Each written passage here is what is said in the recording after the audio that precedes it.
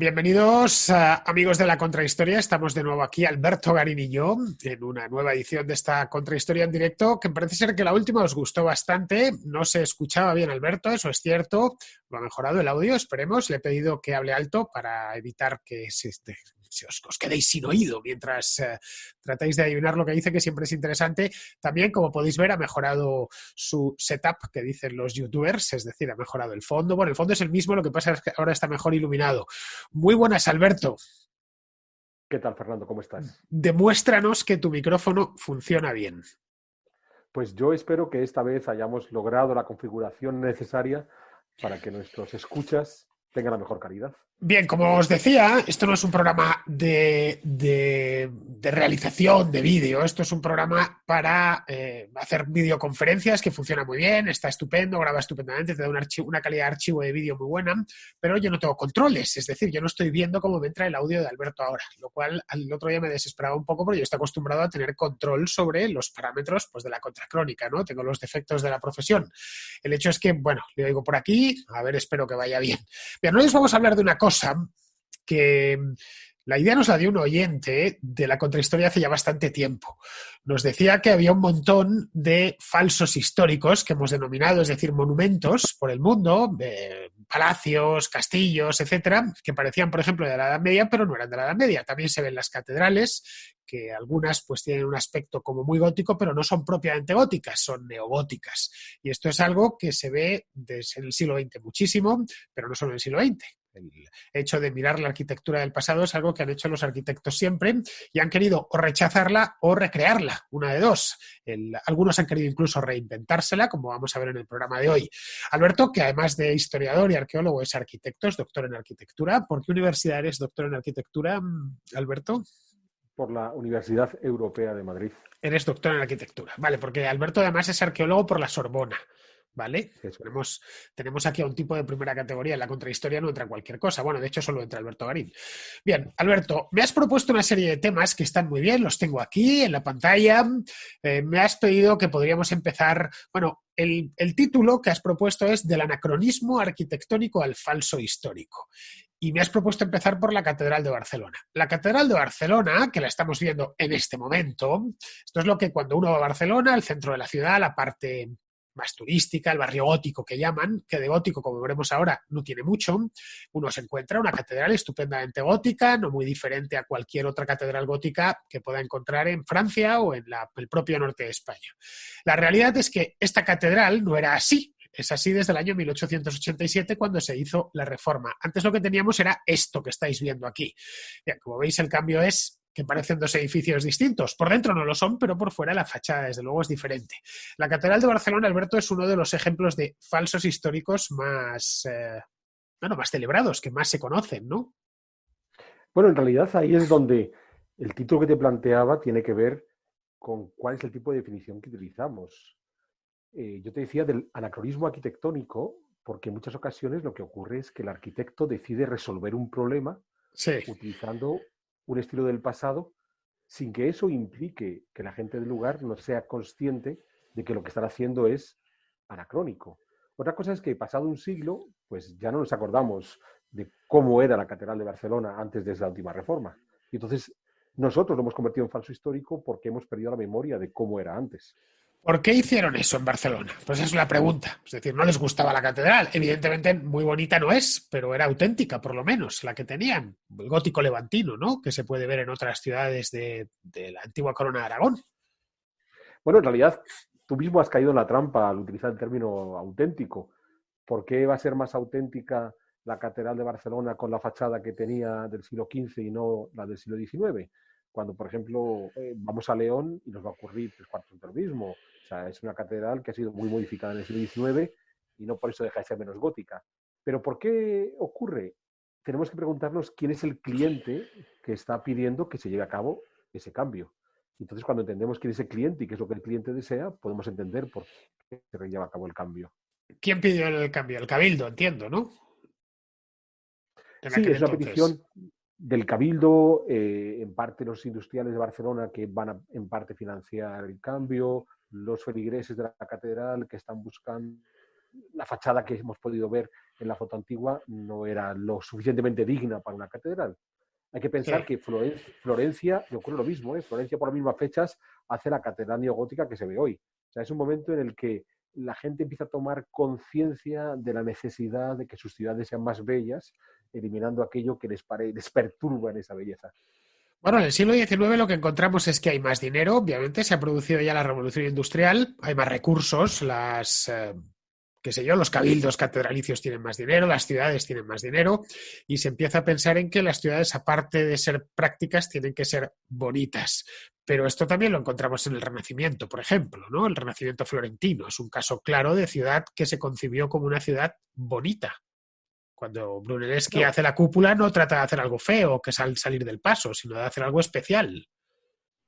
es que, claro, nos choca encontrarnos la nueva fachada neogótica de la Catedral de Barcelona, pero a la larga lo que los florentinos del siglo XV hacen, recuperando el mundo clásico, no deja de ser una especie de anacronismo arquitectónico, puesto que lo que ellos están planteando es utilizar las soluciones arquitectónicas de los años 100, 200, 300 después de Cristo en el 1400, en el 1500. Entonces, viene a ser lo mismo, solo que en la cabeza de los arquitectos de esa época hay una forma de entender la arquitectura diferente que es importante entender. Hoy vivimos obsesionados por la novedad, mientras que las gentes del 480 y el 580 italiano vivían obsesionados por respetar a los maestros del pasado. Sí. Es más, para Brunelleschi, y más que para Brunelleschi, para los discípulos de Brunelleschi, lo que se había estado haciendo en Europa, esto que conocemos como gótico, ellos lo llamaban de una forma peyorativa la arquitectura moderna. Entonces ellos rechazaban la arquitectura moderna porque querían una arquitectura clásica. En el siglo XIX es lo contrario. En el siglo XIX lo que queremos es arquitectura moderna y lo que rechazamos es lo clásico por antiguo. Bueno, aquí hay un tema importante. Normalmente se viene a decir que lo que hacen los arquitectos renacentistas, evidentemente al principio son italianos, es que ven el gótico, dicen, bueno, aquí tenemos edificios góticos, ojo, el gótico italiano es muy peculiar, no es como el gótico francés o el gótico español.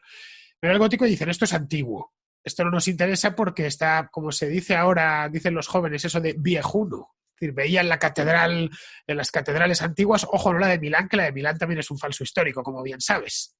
La de Milán la cambiaron radicalmente. Bueno, de hecho, la de Milán tiene un proceso constructivo bastante largo que no concluye hasta el siglo XIX, pero vamos que si visitamos el Milán del siglo XVI no reconoceríamos il Duomo, en absoluto. Pero bueno, el hecho es que ven la arquitectura gótica y la ven como vieja, pero no, la veían como lo último, como vemos ahora un edificio, nosotros ahora un edificio de cristal y un rascacielos, ¿no? Una cosa así. Eso es, era la arquitectura moderna, que es la que ellos rechazaban porque consideraban que era de peor calidad estética que la arquitectura clásica. Porque hay que recordar que en el caso del Duomo de la Catedral de Florencia, de Brunelleschi, Sí. el Duomo es gótico, o sea, es una estructura gótica, una estructura arquitectónica gótica, la forma que está construida es una estructura ojival que responde al modelo medieval, al modelo gótico, pero que los florentinos decidieron ponerlo como la primera obra del Renacimiento, a Sí. pesar de que en realidad la primera obra del Renacimiento es el Hospital de los Inocentes, también de Brunelleschi, con otros criterios estéticos y constructivos distintos. Entiendo. Vale. En el caso de Brunelleschi, él cuando recibe el encargo, la catedral está, digamos, completamente terminada. Es decir, le falta solo la cúpula y él decide hacer una cúpula como no se había hecho antes, pero tampoco se había hecho en Roma. Es decir, él innova. A pesar de que conocía Roma, hicimos, bueno, un programa sobre aquí en la contrahistoria sobre el Renacimiento florentino. Él no se puede inspirar en nada porque no hay nada igual construido. Bueno, en realidad sí que tiene referentes y la cúpula es muy interesante. La primera cúpula con base octogonal que a su vez lanza arcos ojivales para tratar de cerrarse, solo que son de una altura mucho menor, es el baptisterio de la catedral que Brunelleschi tiene a 100 metros de su duomo, o sea que lo tiene muy fácil. ¿eh? Si quiere ver cómo es una cúpula de base octogonal después cubierta con estructura ojival, solo tiene que mirar el baptisterio. Otra cosa es que las dimensiones que Brunelleschi utiliza son muchísimo mayores que las del baptisterio.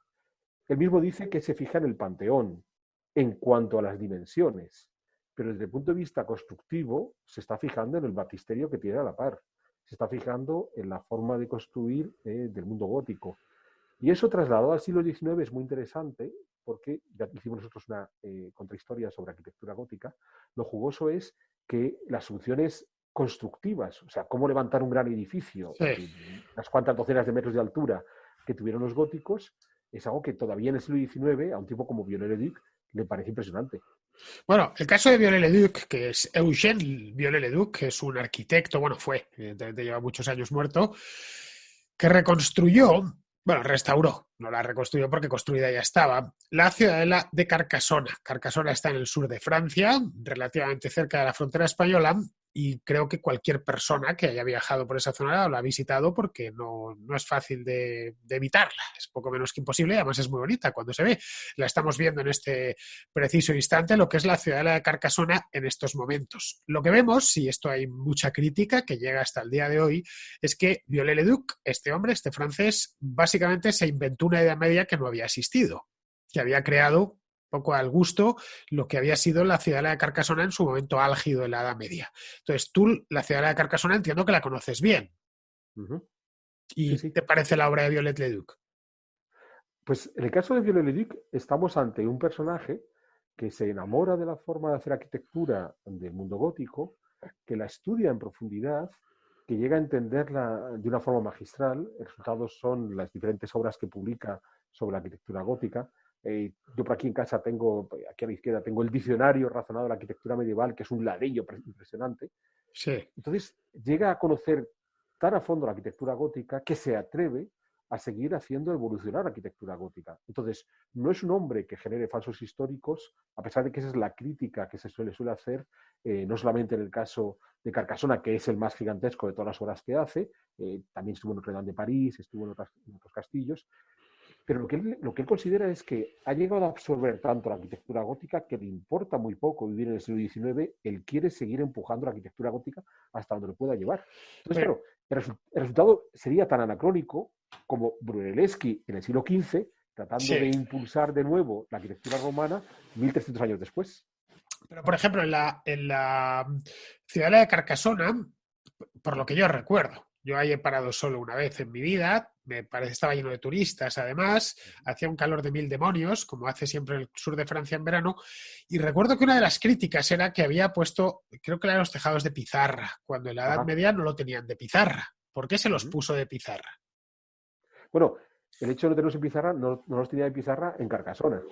Y podía haber cubiertas de pizarra en el norte de Francia. Entonces, la teja de pizarra es una teja antigua en el norte de Europa, frente a la teja de cerámica que solemos utilizar en el Mediterráneo y que en Castilla podemos encontrar en todas partes. Entonces, Bueno, él está trasladando un material que no era propio del sur de Francia al sur de Francia, pero que la teja de pizarra existe en época medieval, existe.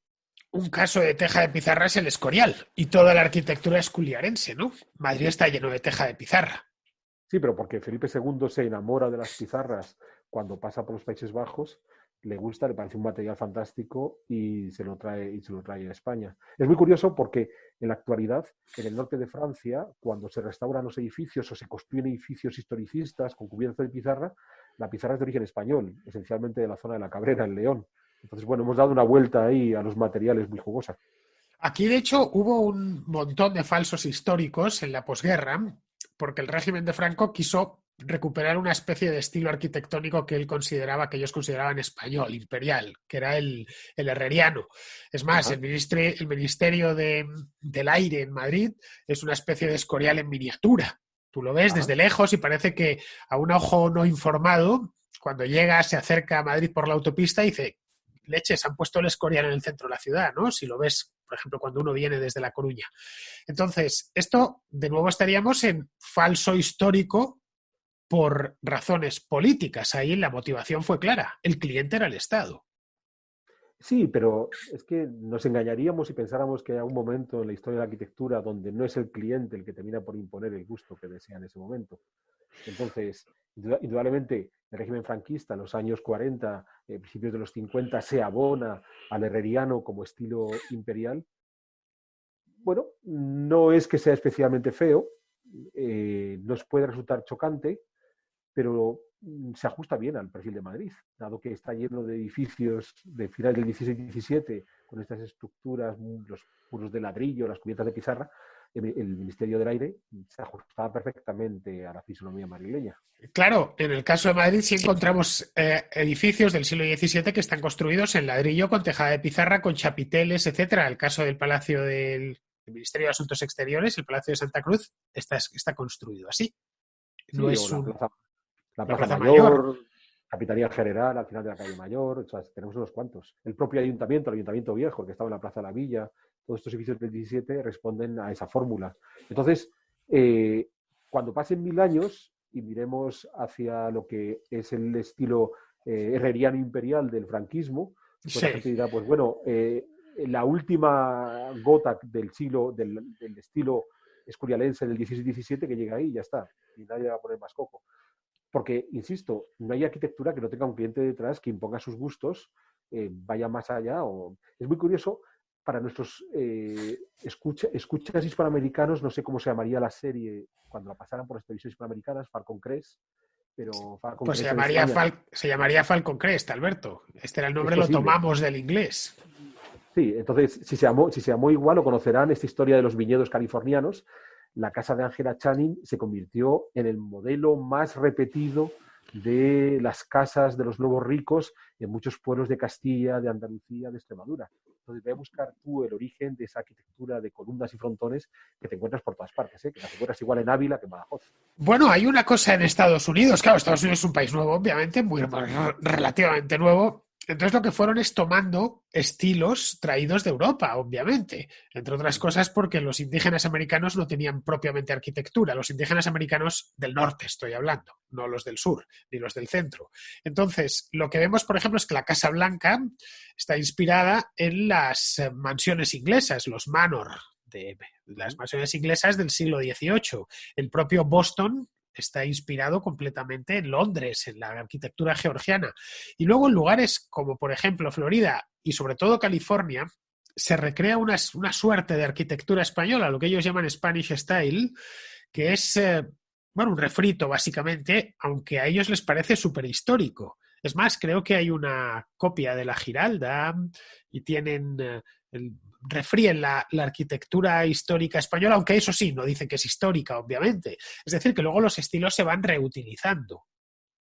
Sí, porque además en el caso de esa arquitectura de origen inglés que vemos en el este de Estados Unidos, a su vez es esta arquitectura clásica que parte de Palladio, que es este arquitecto italiano de finales del siglo XVI, que está copiando desde Brunelleschi a la arquitectura romana. Entonces es una copia, una copia, una copia, una copia, porque todos consideran que lo que quiere expresar el cliente, ese tipo de soluciones arquitectónicas, lo cuenta muy bien. En el caso del Spanish Style que encuentras en California, Florida, es todavía más simpático, porque ahí sí que es un refrito entre lo poquito que hacen en las misiones franciscanas de California, que hay un repertorio interesante de soluciones estéticas, más algo que ellos creen encontrar en el norte de México, más incluso algún monasterio que desmontan y se llevan hasta California a principios del siglo XX, y el resultado es un eclecticismo muy atractivo y muy divertido que solo se puede llamar Spanish Style en un sitio como California, porque es muy difícil traerse a España y da igual que el español sea un navarro, un catalán o un extremeño, le costaría entender por qué se llama eso Spanish Style. Bueno, es un poco como cuando hablan de comida española y lo mezclan todo, ¿no? Aquí la paella por un lado, la tortilla, tal cual. Bueno, no estaríamos hablando, nos estaríamos saliendo del tema, porque eso no es ni pretenden los estadounidenses que eso sea histórico. Es decir, tú llegas a una mansión en Beverly Hills de presunto estilo español y lo último que encuentras es al dueño diciéndote, no, esto vino aquí Gaspar de Portolá y lo hizo en el siglo XVIII. No se le ocurriría. Bueno, vamos a avanzar y vamos a meternos en el punto más polémico del programa. Alberto y yo llevamos años discutiendo por un tipo llamado Le Corbusier, al que yo detesto, voy a decirlo así claramente, ya sin más, para poner las cosas claras desde el principio. Detesto no a él, obviamente, no sé, no tuve la ocasión de conocerle, pero sí su arquitectura. Con esto no estoy diciendo que todo lo que hizo Le Corbusier no me guste, pero la mayor parte. Como muestra un botón, Le Corbusier fue un arquitecto suizo del siglo XX, muy famoso, tremendamente famoso para lo que hizo. Un tipo que, si de él hubiera dependido, hubiera tirado París y lo hubiese dejado convertido en esto que veis ahora mismo. Se llama el Plan Voisin, del año 25. Y que, bueno, aunque no destrozó París, bueno, París en cierta medida lo había destrozado un poco Haussmann unos años antes.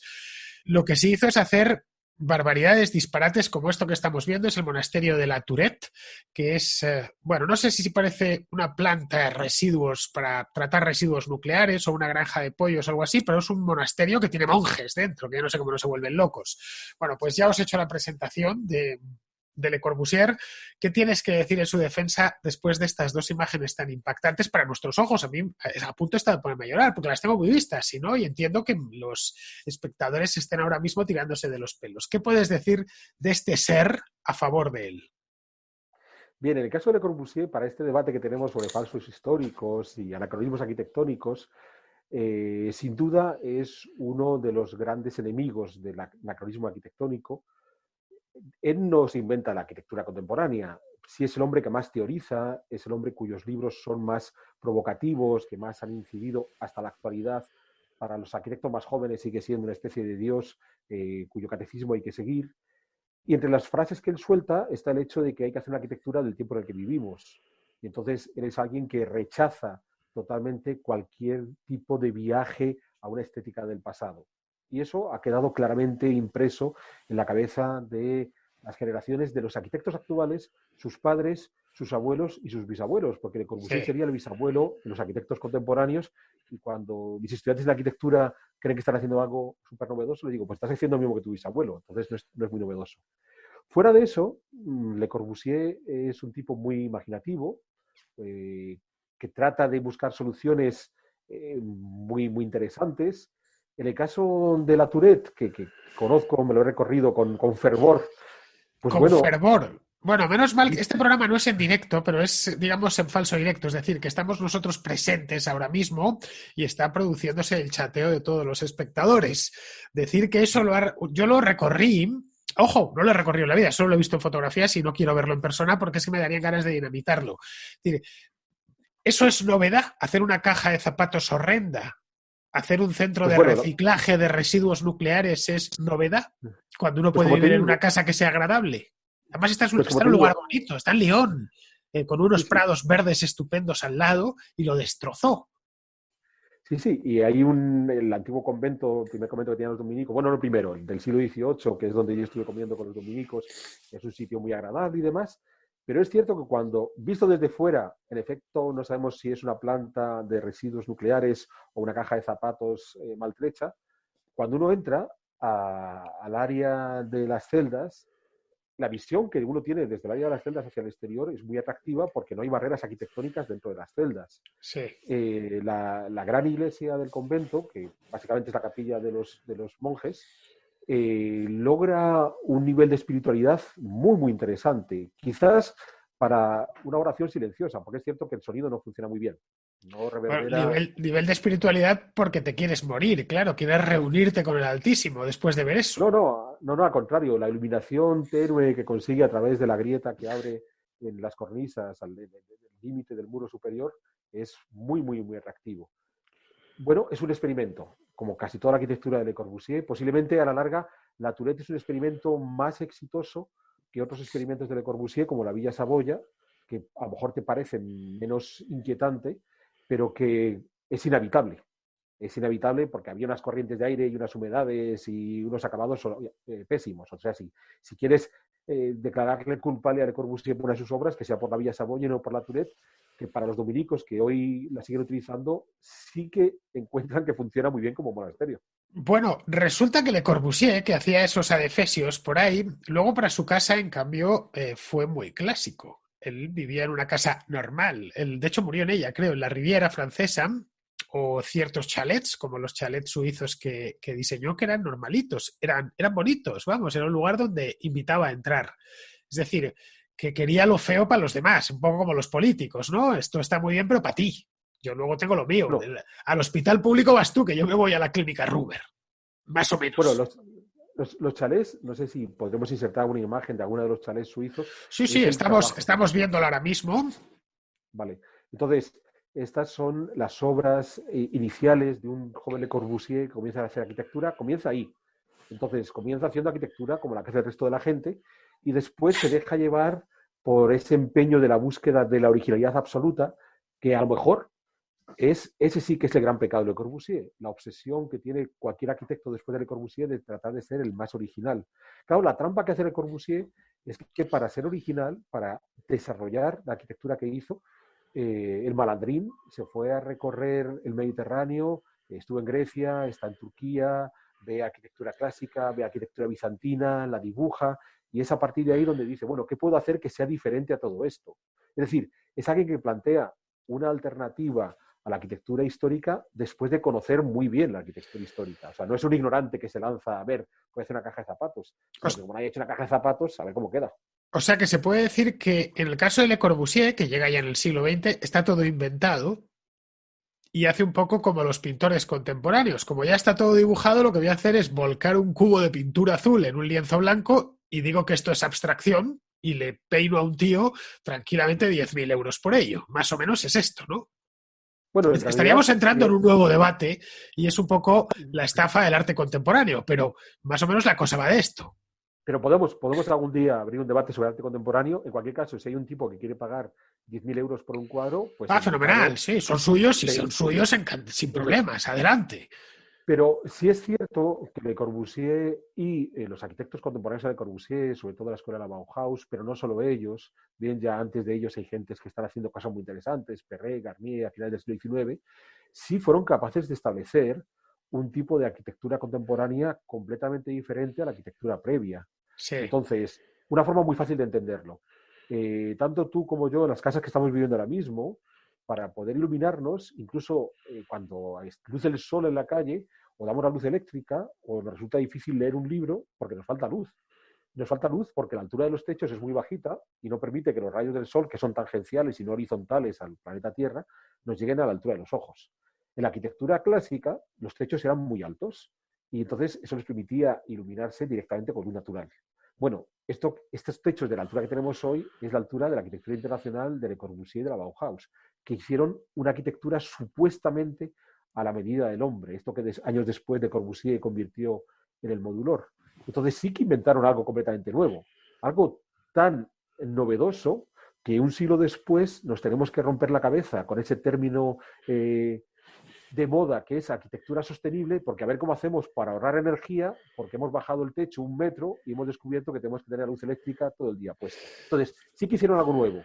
Que funciona mal, pero que hicieron algo nuevo, hicieron algo nuevo.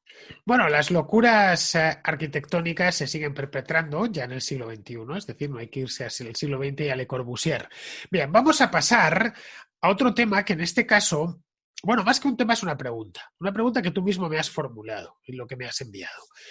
Que la pregunta sería, básicamente, ¿qué es histórico y qué es moderno? ¿Vale? Ajá. En arquitectura. ¿Qué podríamos decidir que es histórico y qué podríamos decir que es moderno? Esto se ve, por ejemplo, y me has puesto un ejemplo que era el Palacio de Cogolludo, que está en Guadalajara, en el que es un edificio histórico, pero a la vez también es en cierta medida un edificio moderno. Bueno, el Palacio Cogolludo es un edificio, en principio, hijo de su tiempo, finales del siglo XV, principios del XVI, pero Estamos viéndolo ahora mismo, el Palacio de Cogolludo, ¿eh? entonces, este palacio de los duques de Medinaceli, a finales del siglo XVIII, los duques no pueden mantener el gran palacio con su patio principal, una serie de patios traseros, unos grandes jardines a 2 niveles laterales, decide demoler parte del palacio, pero otra parte del palacio se conserva. ¿De acuerdo? Bien. Sí. Después de la guerra civil, el palacio va a ser restaurado por un arquitecto, Rodríguez Valcárcel, que cuando se enfrenta al Palacio Cogolludo tiene un problema. Como 50 años antes de la restauración, un historiador del arte español, Gómez Moreno, ha pasado viendo el Palacio Cogolludo, se queda sorprendido de esa fachada que estamos viendo en la imagen. La fachada es una copia de un edificio milanés del 480, y entonces Gómez Moreno dice, date, estamos ante el primer edificio renacentista de España. Con la ventaja de que es 20 años más antiguo que Fontainebleau en Francia, de modo que esto muestra que después de Italia, el primer país que se apuntó al Renacimiento, a la modernidad, a la vanguardia, al saber hacer, al humanismo, es España. Y Cogolludo es el gran ejemplo. ¿De acuerdo? Entonces, que la fachada de Cogolludo se parezca a un palacio de Milán no tiene nada de sorprendente. Eso es un grabado. El grabado llegó a manos del arquitecto de Cogolludo, le gustó. Al duque Miracere, que es el que pagaba, también le tuvo que gustar. Pero cuando te siguen haciendo el palacio al interior, el palacio es un palacio muy medieval. El patio principal es asimétrico, cada uno de los corredores tiene dimensiones diferentes.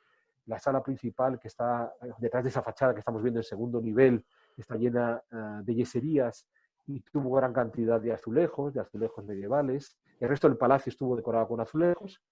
Y entonces el restaurador, González Barcárcel, después de la Guerra Civil, se encuentra con el problema de que va a restaurar el primer edificio renacentista de España, que solo es renacentista en su fachada, pero no en el interior. Y entonces, ¿qué es lo que decide hacer el restaurador? El restaurador decide rehacer el palacio, hacerle auténticamente renacentista. Para lo cual lo tuvo empacho en desmontar el patio principal, volver a levantarlo, ahora con las dimensiones correctas. El pórtico que salía al patio no salía al centro, como se espera de un palacio italiano, salía a un lado, que es propio de la arquitectura hispana. Entonces corrió la puerta metro y medio para dejarla bien en el eje del patio principal y sobre todo arrancó de las paredes de todas las habitaciones los azulejos medievales. No arrancó 1 o 2 azulejos, no arrancó 100 o 200 azulejos. En la excavación arqueológica encontramos 16.000 azulejos. De modo que después del paso del arquitecto restaurador había conseguido el perfecto edificio renacentista, el primero en el caso español. Eso 400. Eso es un falso histórico, ¿no? Es un falso histórico. Es un falso histórico de los buenos, de los bien construidos. Claro, el problema es que el hombre se quedó sin dinero a mitad de camino y se le quedó en ruinas el palacio. Entonces, cuando hoy visita uno el palacio, es un falso histórico todavía mejor, porque como está en ruinas, uno no puede imaginarse que la ruina no sea el resultado de los avatares de la historia del palacio, sino de que el restaurador se quedó a mitad de camino cuando ya había desmontado buena parte del palacio y lo estaba rehaciendo, se queda sin dinero y para ahí. Entonces, claro, es el falso histórico por antonomasia, porque el restaurador del siglo XX se reinventa un palacio renacentista y encima lo deja en ruinas para que parezca todavía más renacentista. Y además, en el caso del Palacio de Cogolludo, tenemos una circunstancia peculiar, y es que al tipo no le parecía lo suficientemente renacentista. Es decir, él había descrito lo que era verdaderamente histórico. Eso es. Entonces, él se había encontrado un edificio histórico que decidió convertirlo en un edificio que se ajusta a los manuales de historia del arte, que es algo que nos ocurre constantemente.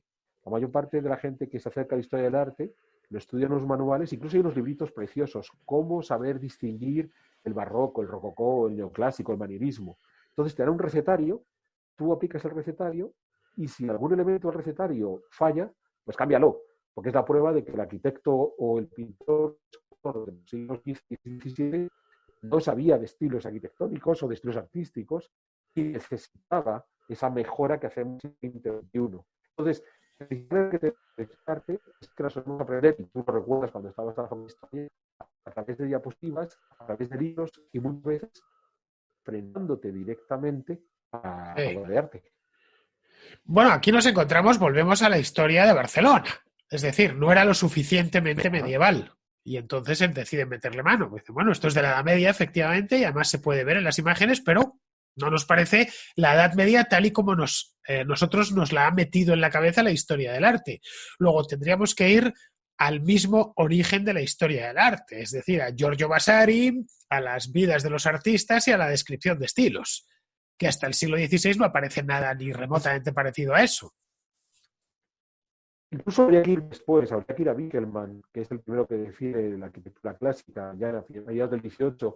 Él es el padre fundador de esa obsesión por los estilos, esta creencia de que todos los artistas que vivieron en un tiempo determinado trabajaban exactamente igual, que es un gran disparate, pero que es un disparate que es que, demonios, que en los colegios, cuando uno está en primaria y en secundaria y les explican historia del arte a los niños, se lo explican de esa manera. Entonces, apréndete el recetario, considera que los artistas del pasado no eran gentes creativas y libres, que eran una especie de robotitos que seguían el recetario y nada más. Entonces, si hay algo criminal en la conservación del patrimonio, es que nos han enseñado historia del arte a partir de recetarios. Y viajamos por el mundo a partir de recetarios. Entonces, cuando llegamos a Alcalá de Henares, nos enseñan la universidad y nos dicen, pues aquí hay una combinación de gótico, renacimiento y manierismo. Y el guía se queda tan a gusto. Ha dicho 3 palabras importantes, pues el visitante, el turista dice, esto debe ser increíble. Hay 3 estilos en la capilla de San Ildefonso. Bueno, es en cierta medida la necesidad que tenemos de categorizar y de encasillar. Esto es así, entonces tiene que ser todo así, porque en el momento en que se sale, pues la cabeza nos estalla, ¿no? Una cosa de estas. Y esto nos lleva directos a más que a los falsos históricos, a los históricos fusilables. Hemos visto algunos en la contrahistoria, como por ejemplo el Palacio de Nosos en Nosos, en Creta, vamos, lo que era la antigua Nosos, que lo hizo Evans. Y el otro día comentaba yo lo de las 7 maravillas del mundo antiguo. La semana pasada comentaba la reconstrucción de Babilonia por parte de Saddam Hussein, que yo no la he visto, no he podido ver aquel disparate, pero vamos, por lo que he visto en fotografía, no lo he visto en persona, quiero decir. ¿Tú lo conoces? ¿Has estado por ahí? No. Yo hasta Babilonia no he llegado. Sí he estado en Irak, pero solo en el norte de Irak. Bueno, en Irak tenemos el caso de Erbil, que también es un caso parecido, ¿no? Reconstruyó unas murallas. Igual, Saddam Hussein hizo unos destrozos arqueológicos y artísticos y arquitectónicos bestiales, aparte del destrozo que hizo en el país. Erbil es un caso muy curioso. Erbil es en la actualidad la capital del Kurdistán iraquí, aunque históricamente no tenía esa dignidad. Entonces, la ciudadela de Erbil ellos se ponen la medalla de ser la ciudad permanentemente habitada más antigua del mundo, porque en el caso de Jericó, que sería la ciudad más antigua del mundo, hay momentos en los que está abandonada. Y Erbil, desde que surge, siempre tuvo gente viviendo allí, desde hace 6.000 años. Pero bueno, más allá del título que se puedan poner en Erbil, lo interesante es que la ciudadela sí es cierto que en gobiernos previos a una gente escabellida cortó la ciudadela de dos. Uy, espera, Alberto, Alberto, espera, que está entrando el audio muy mal ahora, como a cortes, y si total, se te corta el vídeo importa poco, pero cuando se te corta el audio la cosa ya empieza a ir mal, porque no se te escucha. A ver, háblame, dime algo. Estamos teniendo problemas técnicos. ¿Sí? Te estaba contando el caso de Erbil. Sí. Sí, entonces estaba explicando que antes de Saddam ya hubo una gran avenida que cortó la ciudadela, sí. Pero luego Saddam se enfrenta a Erbil con un montón de problemas personales, porque Erbil es de origen asirio, entonces él hace una reconstrucción de la puerta principal, que es una cosa que parece mucho a lo que ha hecho en Babilonia, no sabemos si es una cosa asiria, neoasiria o qué es lo que está haciendo, pero claro, cuando uno recorre la ciudadela, pues lo que tiene dentro es una arquitectura otomana de los siglos XVII y XVIII, a la que le llega una capa europeizante a finales del siglo XIX, principios del XX, una cosa sobre todo muy británica. Entonces, ¿cuál es lo auténtico? ¿Cuál es lo moderno? ¿Cuál es lo antiguo? ¿Qué respeto? ¿Dejo la capa británica o la elimino porque queremos ser hoy más kurdos que nadie o en los tiempos de Saddam Hussein más árabes que nadie? Entonces, bueno, cuando Saddam llega y deja su gran cagada en la puerta, lo que trata de mostrar es la orientación que quiero es, no, yo ni siquiera voy a remontarme a mi pasado árabe, yo soy asirio. O sea, yo soy de las civilizaciones más antiguas y este es el mundo que construyo.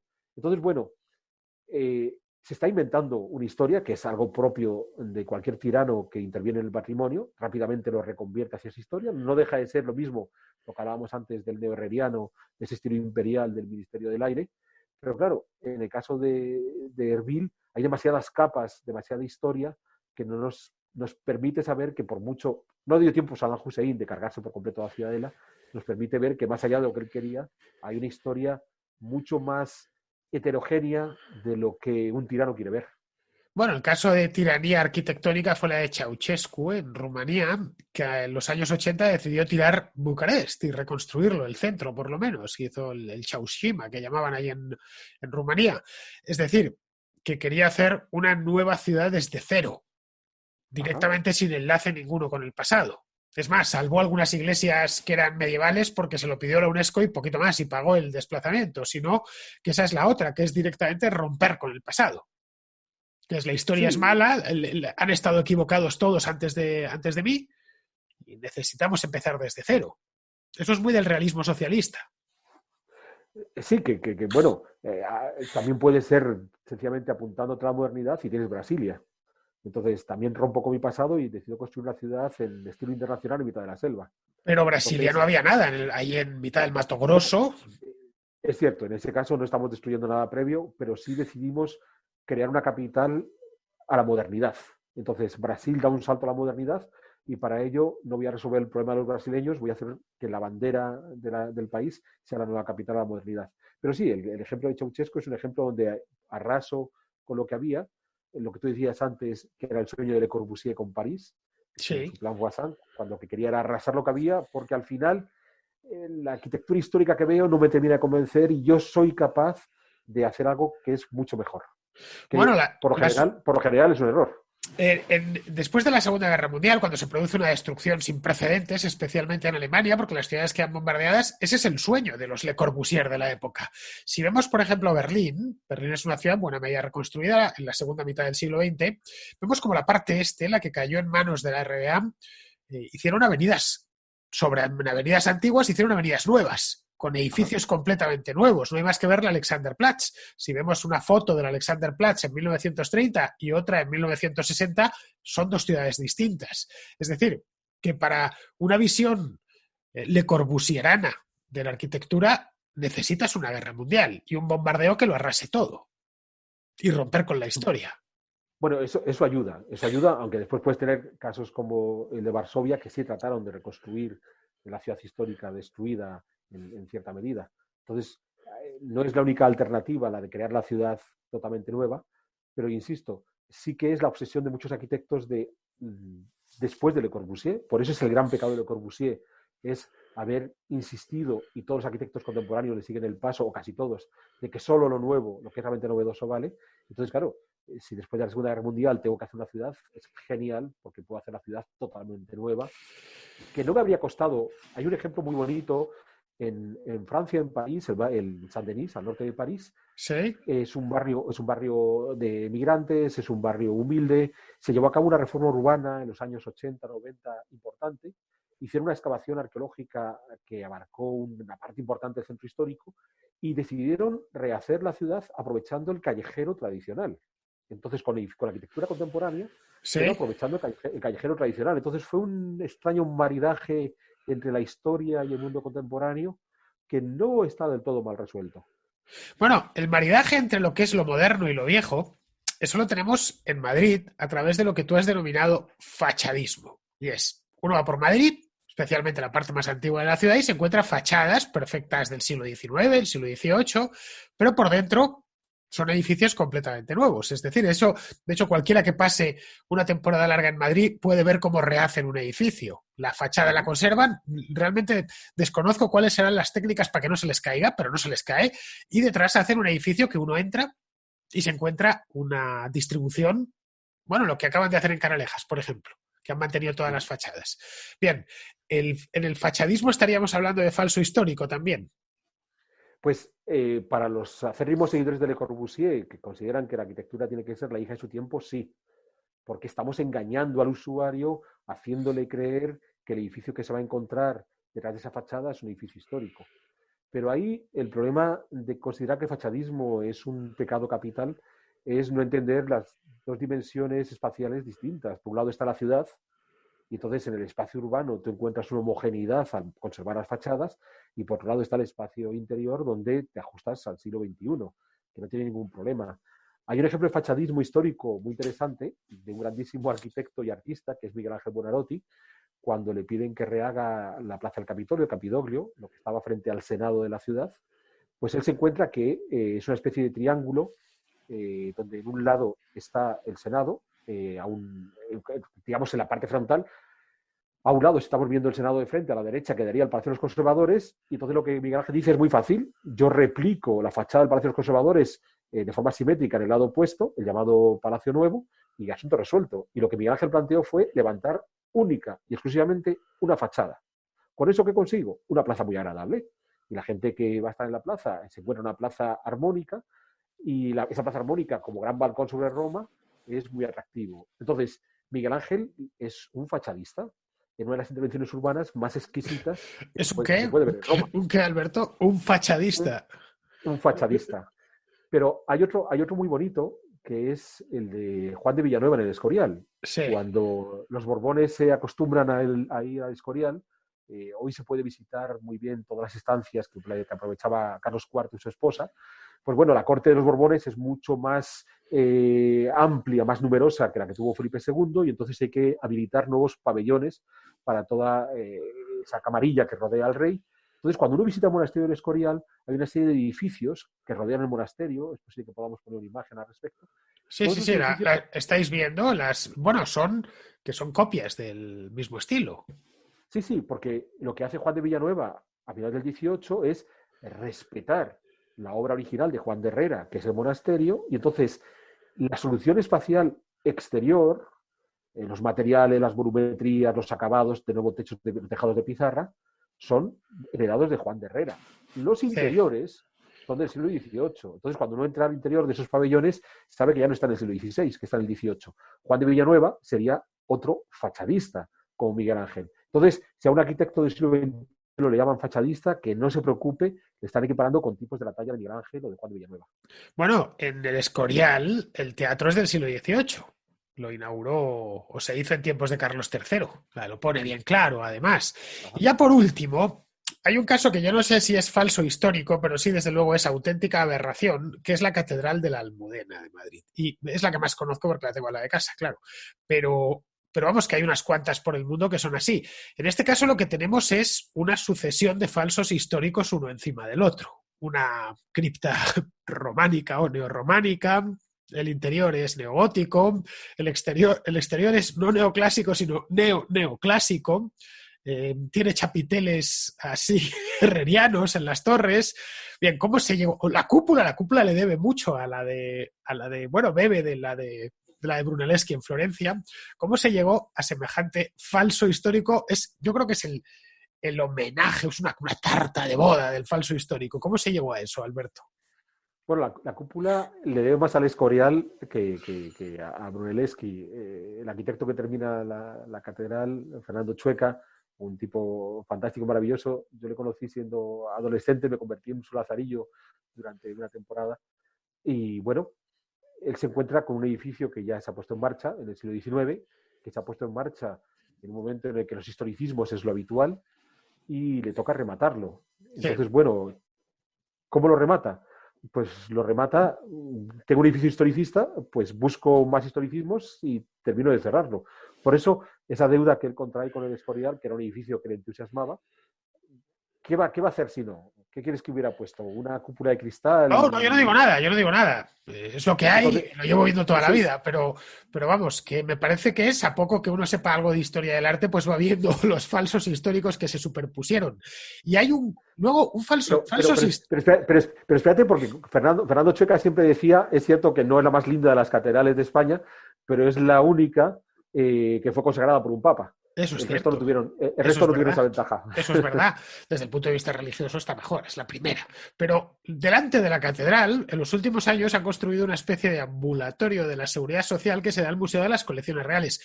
Un museo que va a ser extraordinario desde el punto de vista del contenido, porque claro, las colecciones reales son muy ricas, pero claro, desde el punto de vista del continente, lo he discutido con mi amigo Javier Rubio de Academia Play, que es arquitecto, por cierto, y además, como aquello que decía, ¿no? Arquitecto hijo de arquitectos, es decir, que la cosa le viene de familia y él es un gran defensor de ese edificio que de falso histórico no tiene nada, todo lo contrario, pero que no sé, me parece un poco para el lugar donde está y lo has visto, supongo, ¿no? No por dentro, Sí, sí, evidentemente, pero sí, desde no, fuera. no, pero incluso lo he visto por dentro porque obra de Tuñón y Mansilla, su aparejador es Santiago Hernán, que ya es arquitecto y que ya forma parte del grupo de arquitectos que termina el edificio. Y Santiago Hernán, a pesar de ser un hombre veterano y de una calidad profesional notable, fue alumno mío. Entonces, gracias a él, logré ver obras muy curiosas, la ampliación del Museo del Prado antes de la inauguración, o de las colecciones reales. Entonces, bueno, entiendo el concepto que Tuñón y Mansilla manejaban en el caso de las colecciones reales. La idea, bueno, los materiales tenían que ser los propios de la catedral y del palacio, tenía que marcarse la modernidad de forma no especialmente abusiva, excepto que, claro, dado el perfil en el que se encuentra y la dimensión que ha alcanzado el edificio, pues se ve. Entonces no es un edificio discreto, pero es que los arquitectos se caracterizan por no querer ser discretos.